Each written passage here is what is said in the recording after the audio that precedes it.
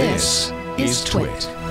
Well, I think, Bob, you've been back at the Pineboard there, and I think, wow, we talked yesterday. You're getting near the end. Well, there's never an end. There's always stuff we'll be doing with it. However, I can't go any further, and you're going to find out in a minute why. First of all, George, I want to remind you, you do need your chipstick. However, at 50,000 watts, this won't do it. You're going to need what they call the Jesus stick, right? But that's where Chip got this idea. Also, make sure you make things happen make things happen to ground before you go in there. But you know all about that. Well, a year ago, and it's been a little over a year, we started this project. Everybody took to it. Hundreds of you. How do I know that? Call AES, Antique Electronic Supply. They're selling parts like crazy, so that's how kind of some of the ways we can count.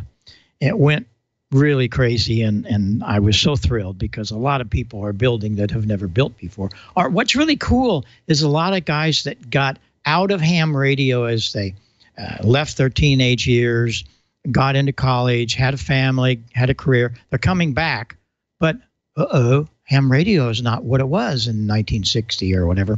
So they enjoy this. So we went crazy. One of the things that this led to, and I want to, everybody get your pencils out.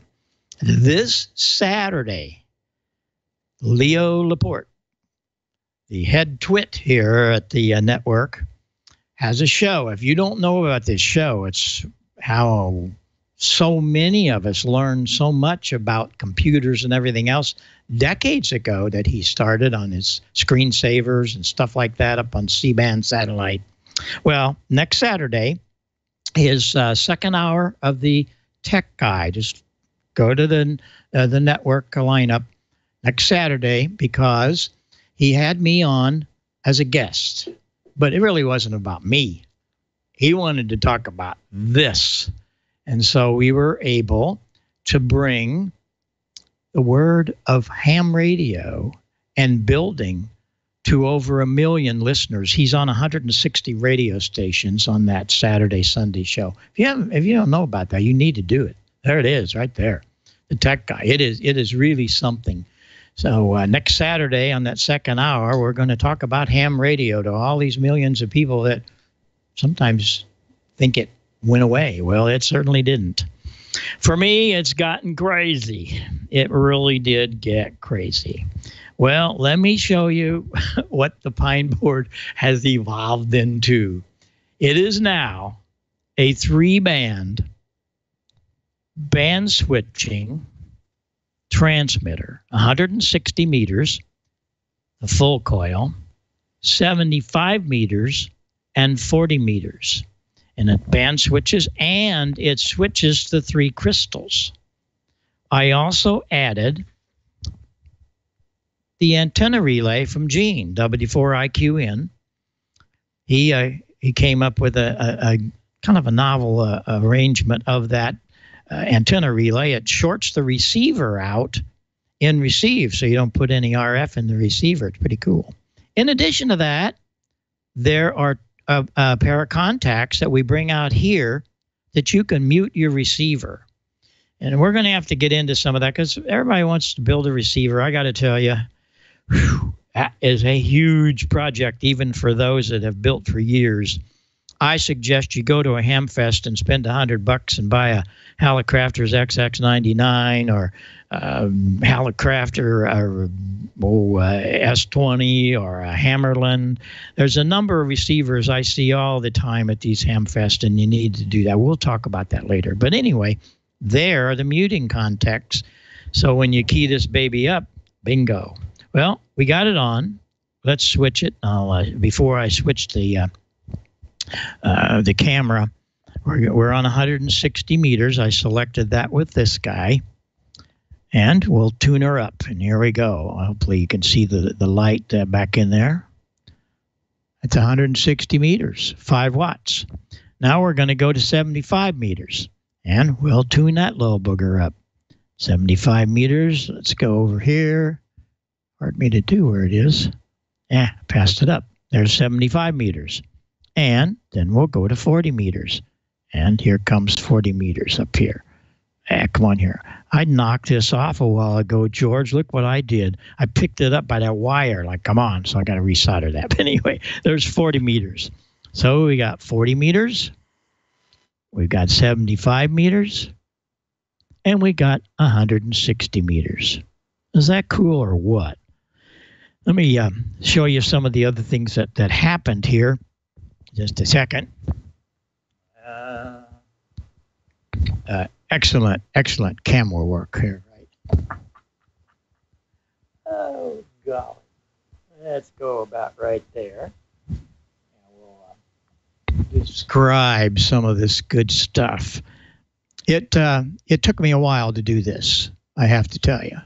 It really took a while to do this, but I've had some situations here in the last few months that I was able to be home and do it. There. The basic transmitter stayed exactly the same. In fact, this whole transmitter that originated in that QST article is only held onto the board by about 4 screws plus the 2 socket screws. I picked that whole thing up. I figured, oh, this is going to be a disaster. Oh, no. And, we're going to be in trouble. But I picked the whole thing up. I slid the bigger board. I went down to Lowe's and chopped me out a bigger board and slid it underneath there. And by golly, it worked. I put the old coil back. You know, the coil was only that big. Then that gave me room for this larger coil, the MFJ coil. Also room to put the antenna relay. And it just all worked together quite nicely. And this has been something in the back of my mind for a long time, and we did it. Now let me bring this back up, because I'll show you how it all worked out. This is the diagram. You'll remember seeing this that Gene did. Nothing changed there, but what I wanted to show you is we got to pay attention to the crystal socket. You're gonna do another drawing on that soon. This isn't the next drawing I'm going to show you isn't inclusive, but here, pay attention right here. This cap, that cap comes off the plate, feeds the coil. Okay, got that? We keep that. And here's what we did. You'll see that cap at the top of the page here. Come on here. There's that cap right there. And that cap came off of the pin 6 of the 6AG7. All of that remained the same, as well as the antenna coil. The connector, I'm all right. But there we put the bigger coil and the taps. And it was 46 turns, 14 turns, and 27 turns is how we tapped it. And it works great. There's a diagram of it. And that's the band switching. And it's so simple. Just look how simple that is. You know, you think about, oh my gosh, a band switching transmitter. That's all there is to it. Look how simple that was. And if we didn't have a band switch, well, just think about it this way.